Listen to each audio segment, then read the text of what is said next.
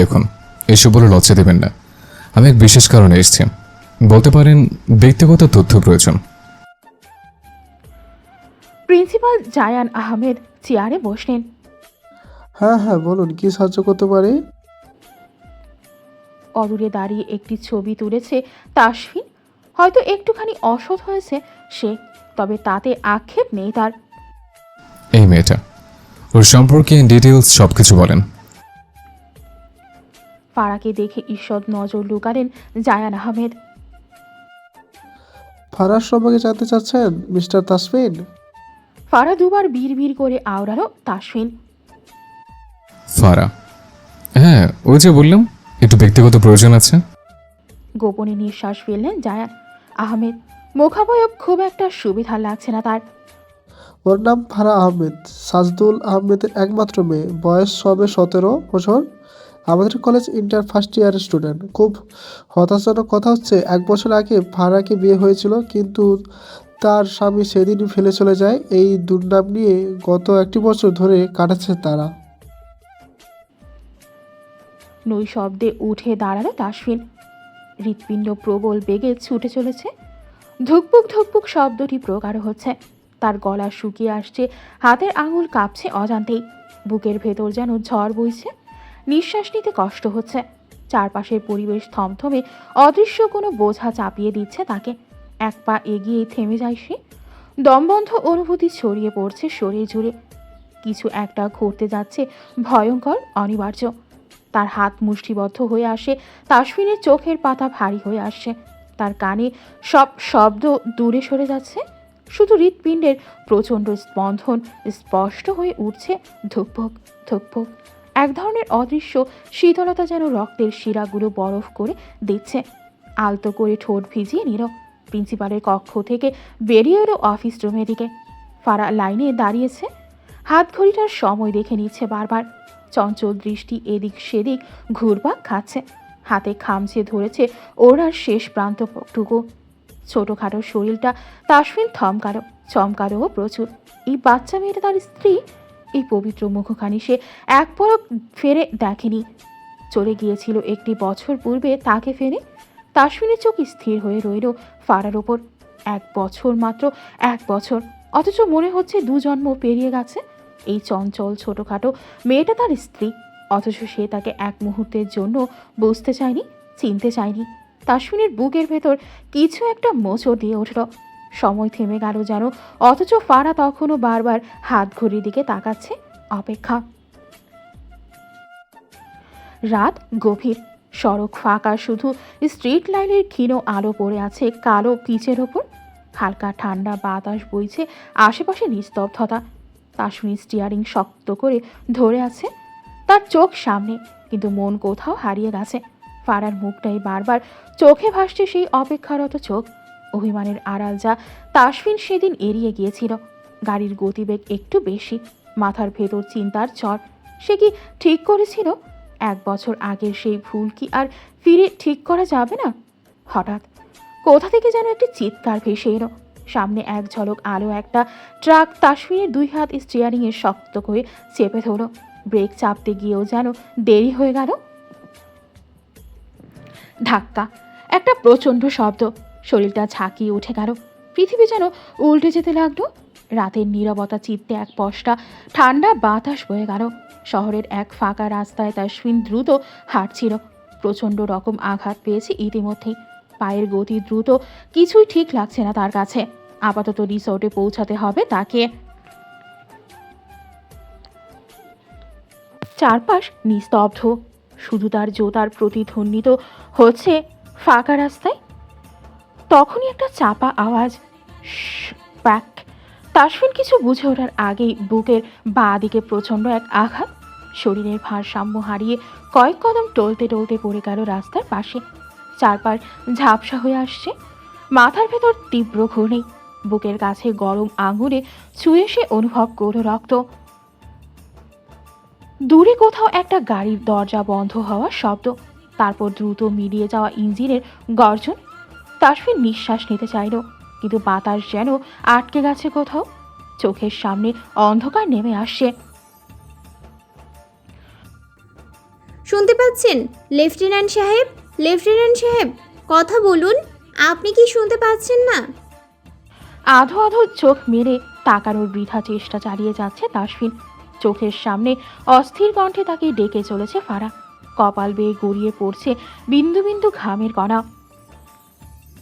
আপনি শুনতে পাচ্ছেন না? শুনুন না। এক নাগারে ডেকে চলেছে ফারা, কণ্ঠে অস্থিরতা, দৃষ্টি এলোমেলো। পাশে দাঁড়িয়ে থাকা স্নেহা থরথর করে কাঁপছে, ফিসফিসিয়ে বলল, ফারা, চল চল, আমরা যাই। শুধু শুধু নিজেদের বিপদ। চুপ কর। কথার পিঠে থামিয়ে দিল ফারা। এই তো বেরিয়ে এসেছিল নায়রি হয়ে, তারা গিয়েছিল দেখা করতে। ফিরতে ফিরতে সন্ধ্যা নেমে আসে, চারদিকে নিস্তব্ধতা বিরাজ করছে। ঘুটঘুটে অন্ধকারে আকস্মিক প্যাচ করে কিছু একটা পড়ার শব্দ কর্ণকুহর হওয়া মাত্র থামতে হলো তাদের। ঝোপঝাড়ের পেছনে পড়েছিল তাসফিন। তাকে দেখে আটকে ওঠে ফারা। গরম গরম তরল পদার্থ বেরিয়ে আসছে বক্ষপট হতে। ফারার বুঝতে বাকি রইল না ব্যাপারটা কি। তুই কি পাগল স্নেহা? এই একজন গুলি খাওয়া ব্যক্তিকে ফেলে চলে যাব? নিঃশ্বাস থেমে থেমে চলছে তাসফিনের। মেয়েলি কণ্ঠস্বরটা বারবার কর্ণে ভারী খাচ্ছে তার। রক্তে মাখামাখি হয়ে উঠেছে ফারা। টেনে তোলার চেষ্টা করছে তাসফিনকে। একটু উঠুন প্লিজ। শক্তপোক্ত দেহের পুরুষকে টেনে তুলতে হাঁপিয়ে যাচ্ছে ফারা। তাকে সাহায্য করছে স্নেহা। টিপটিপ বৃষ্টি থেমে যাওয়ার পর চারপাশে একটা ভিজে স্নিগ্ধতা ছড়িয়ে পড়েছে। গাছের পাতা থেকে টুপটুপ করে শেষ কয়েক ফোঁটা পানি ঝরে পড়ল মাটিতে, যেন প্রকৃতি ধীরে ধীরে শান্ত হচ্ছে। মাটি ভিজে গিয়ে এক ধরনের সোদা গন্ধ ছড়িয়ে দিতে ব্যস্ত। পথের ধারে ছোট ছোট পানির গর্ত জমে যায়, যেখানে বৃষ্টির ফোঁটা মৃদু দুলছে। বাড়ির পেছনে চিলেকোঠার ঘরটাই টেনে নিয়ে গেল ফারা তাসফিনকে। এই ঘরটা তাদের ভাই বোনের জন্য বরাদ্দকৃত। যখন সবাই একসাথে হয় তখন মাঝে মাঝে আড্ডা দেয়া ঘরটায়। বড় বিছানা একপাশে বাল্ব লাইট জ্বালিয়ে দিল স্নেহা। ভয়ে কাঁপছে সে। সবটা কেমন হঠাৎ করেই ঘটে গেল। ফারা মানবিকতার খাতিরে এখানে নিয়ে এসেছে তাকে, অথচ বাড়ির কেউ জানতে পারলে কি হবে তা ভেবেছে ফারা। বেহুশ অবস্থায় পড়ে আছে তাসফিন। তার রক্তে মাখামাখি ফারা সফেদ জামাটা লালচে হয়ে উঠেছে। এবারে মন পাড়ায় ক্ষীণ ভয় উদয় হলো। আবেগের বশে নিয়ত চলে এসেছে, কিন্তু এখন কি হবে? ভীত নয়নে এক পলক দেখে স্নেহাকে। তাসফিনের বুক থেকে এখনো রক্ত বের হচ্ছে। গুড়িটা বের করতে হবে, না হলে রক্ত বন্ধ হবে না তো। স্নেহা, এবার কি করব? আমি জানি না। তুই জানিস কি করবি? আমি জানি না। তুই জানিস কি করবি? ভুলে যাস না, উনি একজন লেফটেন্যান্ট কমান্ডার কিন্তু। অন্তরাত্মা কেঁপে কেঁপে উঠছে ফারার। রক্ত বন্ধ করতে হবে তো। স্নেহা পারে না কেঁদে দিক। এসব পারি না তো। এই নে। নিম্নাষ্ঠ কামড়ে ধরে ফারা চট করে ছোট্ট মস্তিষ্ক কিছু একটা ভেবে ফেলল। ব্যস্ত কণ্ঠে তাড়া দিয়ে বলল, তুই তুই এক কাজ কর স্নেহা, যা যা গিয়ে দ্রুত গরম পানি এইটা ছুরি নিয়ে আয়। আহাম্মক বনে গেল স্নেহা। এগুলো দিয়ে কি করবে? কিরে দাঁড়িয়ে আছিস কেন? স্নেহা আনমনে দৌড়ে গেল চুপি চুপি। আপাতত কাউকে বুঝতে দিলে চলবে না বাড়িতে নেভি আছে। কম্পিত হাতের শার্ট খুলে ফারা। হাত দুটো থরথর করে কাঁপছে। তার কাঁপুনি থামছিল না। উষ্ণ রক্তের স্রোত ফারার আঙুল ভিজিয়ে দিচ্ছিল, কিন্তু তাসফিনের মুখ একেবারে নিস্তেজ। আতঙ্কে তার নিঃশ্বাস দ্রুত হয়ে আসছিল। লেফটেন্যান্ট সাহেব, চোখ খুলো প্লিজ। তাসফিনের পাতলা চোখের পাতা একটু কেঁপে উঠল, যেন খুব কষ্ট করে শব্দগুলো শুনতে পেয়েছে। ফারার চোখ ঝাপসা হয়ে আসছিল। কান্না আটকানোর চেষ্টা করেও পারছিল না। তার কেন কান্না পাচ্ছে? অপরিচিত লোকটা ব্যথায় অস্ফুট স্বরগুলো কানে বিচ্ছে আটসে বুকের কাছটায় চাপ দিয়ে রক্ত আটকানোর চেষ্টা করল, কিন্তু রক্ত তার হাত ফাঁকি দিয়ে বেরিয়ে যাচ্ছিল। ফারার দৃষ্টি ঝাপসা হয়ে এলো। কাঁপা কাঁপা কণ্ঠে বলল, আমি আপনার কিছু হতে দেব না, কিছুতেই না। আপনি একটু ধৈর্য ধরুন, আল্লাহর হস্তে সব ঠিক হয়ে যাবে। কণ্ঠে অস্থিরতা কাজ করছে ফারার। চোখ মেলে তাকানোর বৃথা প্রয়াস চালায় তাসফি। টিকটিক করে সময় পেরিয়ে যাচ্ছে। কিয়ৎক্ষণ পর দরজা ঠেলে ভেতর এলো স্নেহা। ফিসফিসানির ন্যায় বলল, ফারা, তুই যা যা বলেছিলি সব নিয়ে এসেছি। হাতে একটি ছোট আকারের চুড়ি, একটা বড় বাটিতে গরম পানির সাথে ব্যান্ডেজ। পাশের টেবিলের ড্রয়ারে থাকা মোমবাতি বের করে জ্বালিয়ে ফেলল ফারা। এবারে স্নেহার উদ্দেশ্যে আওড়ালো, ছুরিটা দে। স্নেহা চকিতে শোধয়। তুই কি করতে চাইছিস ফারা? একটু খুলে বল প্লিজ। শুকনো ঢোক গিলল ফারা। দেখ, এই মুহূর্তে তো ডাক্তারের কাছে যাওয়া সম্ভব নয়, আর বাড়ির কেউ জানতে পারলে খবর আছে। তাই আমি ভাবছিলাম যে তুই নিজে ডক্টরি শুরু করে দিবি, তাই তো? কথার পিঠে থামিয়ে বলে ওঠে স্নেহা। তুই কি কখনো এসব করেছিস? পারিস তুই? দাঁত কেরিয়ে হাসে ফারা। ফারা চট করে বলল, মুভিতে তো দেখেছি কিভাবে কি করতে হয়, আমি পারি। কপাল চাপড়াচ্ছে স্নেহা। মুভি দেখে সে নাকি বের করবে গড়ি। দেখ ফারা, তুই কিন্তু বাড়াবাড়ি করছিস। উফ, তুই চুপ কর, আপাতত ওনাকে বাঁচানো জরুরি। স্নেহা কিছু বলতে চাইল, অথচ শুনল না ফারা। মোমবাতির আগুনে চুরিটা গরম করে নিচ্ছে সে। বক্ষপৃষ্ঠ হতে শার্টের উপরিভাগের অংশটুকু উন্মুক্ত করে ফারা। রক্ত বের হচ্ছে এখান থেকেই। হাত দুটো অঝরে কাঁপছে। স্নেহাও কাঁপছে ভয়ে। শরীর ঠান্ডা হয়ে আসছে তার। গর্ত হওয়া জায়গাটা গরম ছুরিটা একটু স্পর্শ করা মাত্র অস্ফুট স্বরে গোঙাতে লাগলো তাসফিন। তড়িতে সরিয়ে নিল ফারা। স্নেহা আটকে ওঠে, অস্থির কণ্ঠে বলল, তুই যা ইচ্ছে কর, আমি বাইরে যাচ্ছি, আমার ভয় করছে। স্নেহাকে আটকালো না ফারা। ছোট্ট করে জবাব দিল, ঠিক আছে, তবে খেয়াল রাখিস কেউ যাতে না আসে। স্নেহা চলে গেল। ফারা বুক ভরে নিঃশ্বাস টেনে নিল। এবারে সত্যি কিছুটা করতেই হবে, ভয় পেলে চলবে না একদম। ধীরে ধীরে ছুরিটা বুকে ঢুকিয়ে দিল ফারা। সশব্দে চেঁচিয়ে উঠল তাসফিন। কোমল হাতে মুখ চেপে ধরে ফারা। চেঁচাবেন না আল্লাহ, একটু সহ্য করে নিন। তাসফিন অসহ্য ব্যথায় কোকিয়ে উঠছে। আধো আধো মেলে তাকালো দৃষ্টি। সামনে বসা কিশোরী মেয়ের দিকে, যার কোমল হাত বিচরণ করছে অধর ভাঁজে। চেঁচামেচি করলে সর্বনাশ হবে। আমি হাত সরাচ্ছি, একটু সহ্য করে নিন। তাসফিন মাথা দুলিয়ে সম্মতি প্রকাশ করল। কানের পিঠ হতে নোনা জল গড়িয়ে গেল তাসফিনের। ঘরমক্ত শরীরে হাত লাগালো ফারা। ধীরে ধীরে ছুরিটা দিয়ে গড়িটা বের করে নিল সে। শেষবারের মতো বুকের ভেতর চাপা থাকা নিঃশ্বাসটুকু ছাড়ল তাসফিন। শক্তপোক্ত দেহখানা ঈষৎ কেঁপে উঠল। গরম পানি দিয়ে জায়গাটা পরিষ্কার করে কোনো রকমে ব্যান্ডেজ করে দিল ফারা। এবারে যেন হাফ ছেড়ে বাঁচল সে। তাসফিন তাকিয়ে আছে নির্নিমেষ ফারার আদর পানে। স্নিগ্ধ আদরখানি, চোখে একরাশ বিস্ময়, হৃদয়ে এক টুকরো অজানা অনুভূতি। ফারার চোখে গভীর এক সমুদ্র, যেখানে ডুবে যেতে ইচ্ছে করে। হাওয়ার মৃদু স্পর্শে ওড়ানো চুলগুলোর মাঝে তাসফিন খুঁজে পায় এক হারিয়ে যাওয়ার অনুভূতি। এই কন্যা তার স্ত্রী ভাবামাত্র মস্তিষ্কে কিছু দুষ্টু ইচ্ছেরা জেগে বসতে চাইছে। তাসফিনের দৃষ্টি আটকে আছে ফারার মুখে, যেন কোনো শিল্পী নিখুঁত তুলির আঁচড়ে এঁকেছে তাকে। ফারার চোখে এক অদ্ভুত মায়া, যা একবার দেখলে আর ফিরতে ইচ্ছে করে না। আচ্ছা, তাসফিন যদি ওর দিকে হাত বাড়ায়, তাহলে এখন কি ক্ষতি হবে? রাতের বেলা চারদিকে এক নিস্তব্ধতা নেমে এসেছে। শুধু মাঝে মধ্যে জলের ফোঁটা গাছের পাতার ওপরে পড়ে টুপটাপ শব্দ তুলছে। চিড়ে কোঠার ঘরটায় টিনের চাল লাগানো। টিনের চালে বৃষ্টির ফোঁটাগুলো ধীরে ধীরে গড়িয়ে পড়ে ঝনঝন শব্দ তুলতে ব্যস্ত। বাইরে স্যাঁতসেঁতে ভেজা জায়গায় ব্যাঙের ডাক শোনা যাচ্ছে। পাশেই ঝিঝি পোকার ডাক। ঠান্ডা বাতাস বইছে, সেই বাতাসে ভেজা মাটির গন্ধ আর সোদা গন্ধ মিলে মিশে একাকার।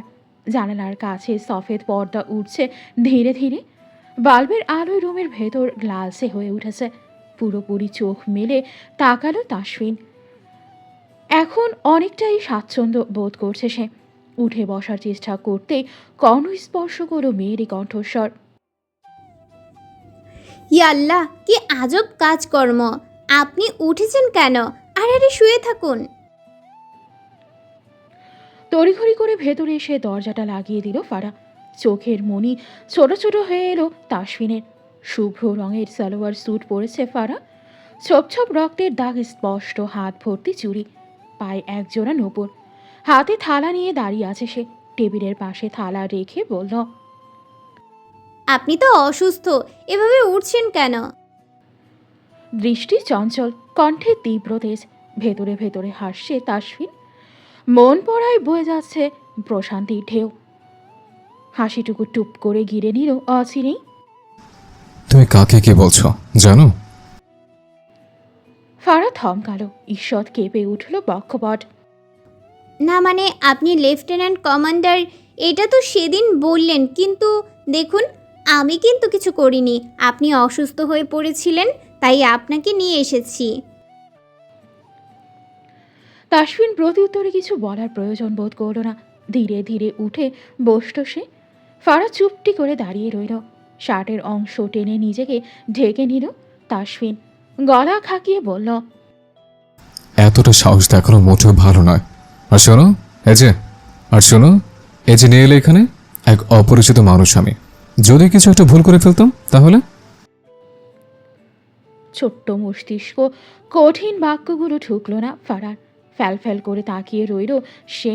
তাসফিন বুঝে গেল ফারা কিছুই আন্দাজ করতে পারেনি। বুকের বাঁ পাশে ক্ষীণ ব্যথা অনুভব করছে সে। ব্যান্ডেজ করা জায়গায় হাতে স্পর্শ করে শুধোয়। এটা কে করেছে? ডক্টর এসেছিল? আরে না, এই কারিশমা আমিই করেছি। অধর কোণে ঝুলছে চমৎকার হাসি। মুখ তুলে তাকায় তাসফিন। ভ্রুদয় কুচকে এলো তার। সন্দিহান কণ্ঠে ফের শুধ, তুমি হ্যাঁ। তুমি কি ডাক্তারি পড়ছ? আরে না না, আমি তো আর্টসের স্টুডেন্ট। আহাম্মক বনে গেল তাসফিন। ফের সন্দিহান কণ্ঠে শুধোয়। তাহলে কি করলে? ফারা প্রাণবন্ত হাসি উপহার দিয়ে বলল, মুভিতে দেখে শিখেছিলাম। ভাবলাম এতদিন মুভি দেখে যখন শিখেছি, সবগুলো আপনার উপরই ট্রাই করা যাক। দৃষ্টি হলো তীক্ষ্ণ। এই মেয়ে বলে কি ডেঞ্জারাস ব্যাপার স্যাপার। বউ তার মাত্রাতিরিক্ত চঞ্চল। অবশ্য তা হওয়াটা স্বাভাবিক। দেখেই তো বোঝা যায় বাচ্চা একটা মেয়ে। আচ্ছা, ওর বয়স কত হতে পারে? আন্দাজ করতে সক্ষম হলো না তাসফিন। মনে মনে গুনে নিল বোধহয় 20 বা 21 বছর হবে। হাতের ইশারায় কাছে ডাকলো তাকে। ফারা নির্দ্বিধায় পা ফেলে এগিয়ে গেল। আকস্মিক এক হাতের মুঠোয় দু হাতের কবজি চেপে ধরে তাসফিন। ঘটনার আকস্মিকতায় হতভম্ব ফারা। হাত ছুটাতে ধস্তাধস্তি শুরু করে। মনে মনে প্রচুর হাসল তাসফিন। তাসফিনের সত্যি বলছি, আমি কিন্তু কিছু করিনি। তাসফিনের দৃষ্টি হলো তীক্ষ্ণ, কণ্ঠস্বর হলো ভারী। ভাবতে পারছো কি করেছো তুমি?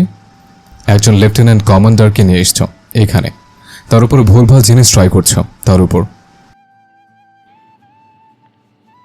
আদল জুড়ে ছড়িয়ে পড়ল বিষণ্ণতা, কষ্টে জর্জরিত হৃদয়। ফারা কি তবে ভুল করে ফেলল? মস্তক নেমে এলো থুতনিতে। তাসফিন তীর্যক চোখে তাকায় তার বাচ্চা বউটার দিকে। থুতনিতে একটা কালো তিল। ফর্সা মেয়েদের শরীরে তিল থাকা মানে বিশাল কিছু, যা সর্বক্ষণ লাল টকটকে হয়ে ফুটে ওঠে।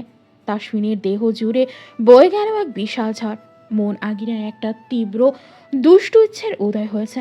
থুতনিতে চুম্বন এঁকে দিতে মন চাইছে। নিজেকে সংযত করা প্রয়োজন। অগোচরে ঢুক গিলল তাসফিন। অতঃপর নীরবতা ভেঙে ফারা মিনমিনে গলায় বলল, লেফটেন্যান্ট সাহেব, আই অ্যাম ভেরি সরি। আমি বোধহয় ভুল করে ফেলেছি। লেফটেন্যান্ট সাহেব। দারুণ লেগেছে ডাকটি তাসফিনের নিকট। সহসা হাত ছেড়ে দিল সে। ফারা পিছিয়ে গেল দু কদম। বাইরে থেকে কারো পায়ের খচখচানি শব্দ কনে এলো। আতঙ্ক ছড়িয়ে পড়ল সর্বাঙ্গে। ফারা অস্থির কণ্ঠে বলে ওঠে। লেফটেন্যান্ট সাহেব, দয়া করে নিজের পুটলি পাটলি উঠিয়ে চলে যান। ও সরি, আপনার তো কোনো পুটলি নেই। আপাতত নিজের বড় শরীরটা নিয়ে বিদায় হন। এতটা পরিবর্তন দেখে হতভম্ব তাসফিন। মেয়েটা চালাক, ধরা পড়লেই অপরাধী কণ্ঠে ক্ষমা চায়, আর ছাড়া পেরেই দূর থেকে সাহস দেখায়। দরজা ঠেলে ভেতরে এলো স্নেহা। চোখাচোখি হলো তাসফিনের সঙ্গে। লোকটাকে কোথায় যেন দেখেছে সে, কিন্তু মনে করতে পারছে না। এই যে খাবার। খাবারের প্লেট রাখল স্নেহা। ফারা ইতিমধ্যেই বাকি থালাগুলো এনে রেখেছে। কনুই টেনে আড়ালে নিয়ে গেল ফারা। স্নেহা ফারাকে ফিস ফিস করে বলল, এই ফারা, আমার না এই লোকটাকে সুবিধা লাগছে না। মাথা চুলকালো ফারা। এক পলক তাসফিনকে দেখে ফের শোধ হয়। কেন রে, কি হয়েছে? স্নেহা ফের ফিস ফিসিয়ে বলল, দেখছিস না কেমন করে তাকিয়ে আছে তোর দিকে? এতক্ষণে বিষয়টা লক্ষ্য করলো ফারা। সত্যিই তো লেফটেন্যান্ট তার দিকে এভাবে তাকিয়ে আছে কেন? আচ্ছা, ফারা কি দেখতে আগের থেকে বেশি সুন্দরী হয়ে গেছে নাকি? নিজেকে সুন্দরী ভাবতেই মনে মনে হেসে কুটি কুটি অবস্থা তার। কি রে, চুপ করে গেলি যে? দেখ ওনাকে তাড়াতাড়ি বাড়িতে পাঠা, একটু পরেই কিন্তু চাচি আসবে, তখন দেখবো কি করিস। ঘাবড়ে গেল ফারা। কেউ এলে তো সর্বনাশ। তুই প্লিজ একটু বাইরে অপেক্ষা কর, আমি এক্ষুনি আসছি। স্নেহা বাইরে চলে গেল। ফারা ঠিকঠাক ভাবে দাঁড়ালো। দৃষ্টি তার তীক্ষ্ণ হলো। ওভাবে তাকানোর কি আছে? ছি ছি, একজন লেফটেন্যান্ট কমান্ডার হয়েও কেমনে তাকায়? এই যে শুনুন, আমি জানি আপনি সুন্দরী, তাই বলে ওভাবে তাকাবেন না। ডান ভ্রু উঁচিয়ে তাকালো তাসফিন। ফারা বেশ ভাব নিয়ে আওড়ালো, অমনি তাকিয়ে লাভ নেই। আমি কিন্তু বিবাহিত। জি আগে ঠিকই শুনেছেন, আমি বিবাহিত। এই যে হাতে চুড়ি, নাকে নাকফুল দেখছেন না, আমার স্বামীর জন্য এগুলো। তাই পচা নজর একদম দিবেন না। সহসা হেসে ফেলল তাসফিন। একজন বিবাহিত মেয়ের লক্ষণ হাতে চুড়ি, নাকে নাকফুল। সত্যি চমৎকার লাগছে ফারাকে। তাসফিনের ভীষণভাবে ইচ্ছে করলো তাকে বলতে, শোনো চঞ্চল মেয়ে, তোমাকে না দেখে ফেলে যাওয়া অসভ্য স্বামীটা আমি। শোনো চঞ্চল মেয়ে, তোমাকে না দেখে ফেলে যাও অভদ্র স্বামীটা আমি। ফারা অস্থির হয়ে ওঠে। গায়ে রক্ত লাগানো ব্যাপারটা তো সে দেখেনি। ইয়া মাবুদ, এগুলো এমা এবার কি করব? আস্তে আস্তে উঠে দাঁড়ালো তাসফিন। বুকে টান পড়ো হালকা। কি হলো? নাক মুখ কুচকে নিল ফারা। বিরক্তের রেশ টেনে বলল, আপনার শরীরের পচা রক্ত আমার গায়ে লেগে গেছে। নিম্নাস্থ কামড়ে হাসল তাসফিন। বিড় করে বলল, একদিন আমার দেহের রক্তটুকু সম্পূর্ণ তোমার দেহে ছড়িয়ে দেবো মিসেস ফারা শেখ, মিশে যাবো তোমার অস্তিত্বের মাঝে। আকাশটা আজ ম্লান। বাতাস বইছে হিম শীতল। পাখিরা ফিরছে নীড়ে নীড়ে। কাপড়গুলো তুলে ছাদ থেকে নেমে গেল রূপুর। ছাদে দাঁড়িয়ে থাকা মাহির আকস্মিক চেঁচিয়ে উঠল, বড় মামা, ছোট মামা। কাপড় রেখে দৌড়ে এলো নূপুর। মাহির এমনি এমনি তো চেঁচাবে না। নিচের দিকে তাকাতেই নজরে এলো সেই চিরচেনা গাড়িটা। চোখ দুটো ছকছক করে উঠল নূপুরের। মাহিরকে নিয়ে দ্রুত পায়ে নিচে ড্রয়িং রুমে গেল। বাড়ি মাথায় তোলার ন্যায় চেঁচিয়ে উঠল সে, আম্মু, আব্বু, কই তোমরা? দেখো ভাইয়া চলে এসেছে। ছেলের আগমন বার্তা শুনে তটস্থ হয়ে ভেতর থেকে বেরিয়ে এলেন রোবেনা শেখ এবং রেজওয়ান শেখ। নর্মাল গেটআপে বাড়ির ভেতর প্রবেশ করল তাসফিন শেখ এবং সৌহার্দ্য শেখ। এতদিন পর ছেলেকে দেখতে কথা হারিয়ে ফেলেছেন রোবেনা শেখ। তাসফিন বাবার সঙ্গে কুশল বিনিময় করে আলতো হাতে জড়িয়ে ধরে রেজওয়ান শেখকে।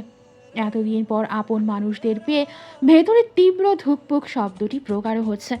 চোখের পানি ধরে রাখতে পারলেন না রোবেনা শেখ। সশব্দে কেঁদে ফেললেন তিনি। মায়ের আহাজারি দেখে মৃদু হাসল তাসফিন। এগিয়ে গিয়ে পেছন থেকে গলা জড়িয়ে ধরে ওনার। কি মা, কাঁদছো কেন? ফুপিয়ে উঠলেন রোবেনা শেখ। অভিমানী স্বরে বলল, দিন পর মায়ের কথা মনে পড়লো। মা বলে ডাকবি না, খবরদার। উফ মা, তুমি তো জানো আমার কাজটাই এমন। তুই চাইলেই কিন্তু ছুটি নিয়ে আসতে পারতি। এত রাগ মায়ের ওপর? হুম, রাগ নয়, অভিমান। এতদিন পর নিজের ছেলেকে দেখে আনন্দ ধরছে না রাইমা শেখে। পাগলের মতো জড়িয়ে ধরে সৌহার্দ্য শেখকে। মায়ের কাছে এসে বাচ্চা হয়ে গেল বোধহয় সে। মুখ ভর্তি আদরের স্পর্শ বুড়িয়ে দিল। ও কাঁদবে নাকি কিছু খেতে দেবে? খিদে পেয়েছে যে। থমকে গেলেন রোবেনা শেখ। ব্যস্ত পায়ে এগিয়ে গেল রান্নাঘরের দিকে। দুপুর মানেই ব্যস্ততার মাঝেও এক টুকরো স্বস্তি। রোদের তাপে রাস্তাগুলো যেন ঝিমিয়ে পড়েছে, গাড়ির হর্ন কিছুটা কম, মানুষের হাঁটা চলাও স্লথ। ফুটপাতে চায়ের দোকানে কয়েকজন বসে আড্ডা দিচ্ছে, কয়েকজন খবরের কাগজের পাতায় ডুবে আছে। উঁচু বিল্ডিংগুলোর কাছে রোদের আলো চিকচিক করছে, আর বাতাসে ভেসে আসছে কোনো দূরের ক্যাফে থেকে কফির সুঘ্রাণ। আর যদি বৃষ্টি আসে তখন তো শহরের দুপুর আরও মায়াময়। ভিজে রাস্তায় গাড়ির আলো প্রতিফলিত হয়, রিকশার ঘণ্টা বেজে ওঠে নরম স্বরে, আর কাচের জানালায় জমে থাকা পানির ফোঁটার উপরে শহর যেন আরেকটা রূপ নেয়, শান্ত ধীর। কফি কাপ নিয়ে ছাদে উঠেছে তাসফিন। চুমুক দিতে দিতে রাস্তায় দৃষ্টি বুলিয়ে নিচ্ছে। তপ্ত দুপুর, অথচ কাল পর্যন্ত কৃষ্ণপুর এলাকায় বৃষ্টি ছিল। ঝিরিঝিরি বৃষ্টির সাথে শীতল বাতাস। সেই বৃষ্টি ভেজা রমণী যাকে স্ত্রী হিসেবে পেয়েছিল তাসফিন, তবে তা ক্ষণিকের জন্য। যদি নিজের রাগটুকু সংযত করে ভালোভাবে সবটা বুঝে নিত, তাহলে আজ সেই রমণী তার বক্ষ পৃষ্ঠে পিষ্ট হতো। আদরে আদরে বাচ্চার সুলভ মেয়েটাকে নিজের সাথে মিশিয়ে রাখত প্রতিনিয়ত। কিন্তু এখন চাইলেই কি তাকে কাছে টানতে পারবে? আচ্ছা, তাসফিন যদি স্বামীর অধিকার টেনে কাছে টানতে চায়, তাহলে তাচ্ছিল্যের এক টুকরো হাসি ফুটে উঠল ওষ্ঠপুটে। সে তো মেয়েটাকে বিয়ে করে ফেলে চলে গিয়েছে। সে চঞ্চল হরিণী, তাই তো সবসময় প্রাণবন্ত হাসিটা লেপ্টে থাকে অধরগণে। নিজ সত্তা বাঁচিয়ে রেখেছে বাচ্চা সুলভ আচরণে। না, তাসফিন চাইলেও পারবে না তাকে ছাড়তে। সে যাবে প্রেমের আকুল ভরা আবেদন নিয়ে। যদি মেনে নেয় তবে ভালো, আর নয়তো জোরপূর্বক অধিকার না হয় খাটাবে। তারপরেও তাকে ছাড়া তার চলবে না। ছাদ থেকে নেমে নিচে গেল তাসফিন। রান্না নিয়ে ব্যস্ত রোবেনা শেখ এবং রাইমা শেখ। এদিকে উসখুস করছে তাসফিন, কিছু একটা জিজ্ঞেস করতে চাইছে রোবেনা শেখ কাছে, অথচ গলা দিয়ে কথা বের হচ্ছে না। নূপুর মাহিরকে গোসল করিয়ে দিচ্ছে। ছেলেটা আজকাল একটু বেশি দুষ্ট হয়েছে, কারো কথাই শুনতে চায় না। কি সমস্যা, ঘোরাঘুরি করছিস কেন? খাবি? মুখখানি চুপসে গেল তাসফিনের। তার মনের খিদে তো আরবারে খাবারে মিটবে না। তার জন্য চাই ফারাজ শেখের স্নিগ্ধ আদরখানি। একটু এসো, তোমার সাথে কথা আছে। রুবেনা শেখ কড়াইয়ে ঢেলে বললেন, এখন সময় নেই, পরে বলিস। প্লিজ আম্মু, শোনো না। তাসফিন জোরপূর্বক রুবেনা শেখকে নিয়ে বাইরে এলো রান্নাঘরে। তিনি যেতে যেতে রাইমা শেখের উদ্দেশ্যে বলল, পেঁয়াজটা দিয়ে দিস তো রাইমা। আচ্ছা আপা। আর রাইমা শেখ পেঁয়াজ দিয়ে দিল। রুবেনা শেখকে সোফায় বসালো তাসফিন। হাঁটু গেড়ে নিচে বসল সে। শান্ত কণ্ঠে বোঝাতে হবে যে করেই হোক। ঠোঁট গোল করে নিচের দিকে তাকিয়ে নিঃশ্বাস ফেলল তাসফিন। আম্মু, তুমি চাইতে না আমি সংসার করে? হ্যাঁ তো, তুমি তো আমার কথাটা রাখোনি। বউ ফেলে চলে গেছো জাহাজে। মুখ বাঁকিয়ে বলল রুবেনা শেখ। তাসফিন ফের বলল, বলছি যে না, তখন তো রেগেছিলাম, কিন্তু আমি এখন একদম তৈরি। তুই বলো, আমি এখন ফেলেছে বউর সাথে সংসার করতেই পারি। ভ্রুদয় কুচকে এলো রুবেনা শেখের। ফোড়ন কেটে বলল, তাই নাকি? বারে বা, হঠাৎ এত সংসার করার দরদ কেন উঠেছে তোমার? তাসফিন মেজাজ হারাচ্ছে।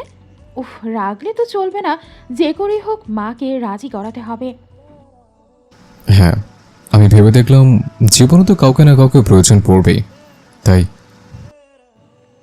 তৎক্ষণাৎ উঠে দাঁড়ালো রোবেনা শেখ। যা আন্দাজ করার তিনি তা বুঝে গেছেন। দেখো বাবা, এত বিয়ে বিয়ে খেলার প্রয়োজন নেই। আর এখন তো ওই মেয়ের বোধহয় বিয়ে হয়ে গেছে অন্য কোথাও, তোমার জন্য তো আর বসে থাকবে না। তাসফিন ব্যস্ত কণ্ঠে বলল, আরে না, ফারার বিয়ে এখনো হয়নি, বাচ্চা মেয়ে। তুই কি করে জানলি? জিজ্ঞাসু দৃষ্টিতে তাকালো রোবেনা শেখ। ইতিমধ্যেই তিনি জেনেছেন তাসফিন কৃষ্ণপুর গিয়েছিল। কতটা সৌহার্দ্য বলেছিল, ফেরার কিছু আগ থেকেই কেমন হাঁসফাঁস করছে তাসফিন। কিছুটা খটকা লেগেছিল রোবেনা শেখের কাছে। আজকে সেই খটকাটা সত্যিই মিলে গেছে। ছেলে তার বউকে দেখে প্রেমে পড়েছে তা বুঝতে আর বাকি নেই ওনার। সত্যি করে বল তো তাসফিন, ব্যাপারটা কি? তুই কি চাইছিস? ঠোঁট গোল করে ফের নিঃশ্বাস ছাড়লো তাসফিন। লম্বা দম নিয়ে আওড়ালো, দেখো মা, আমি ফারাকে দেখেছি, আর আমি এখন চাই ফারা এখানে আসুক এবং আমার সাথে সংসার করুক।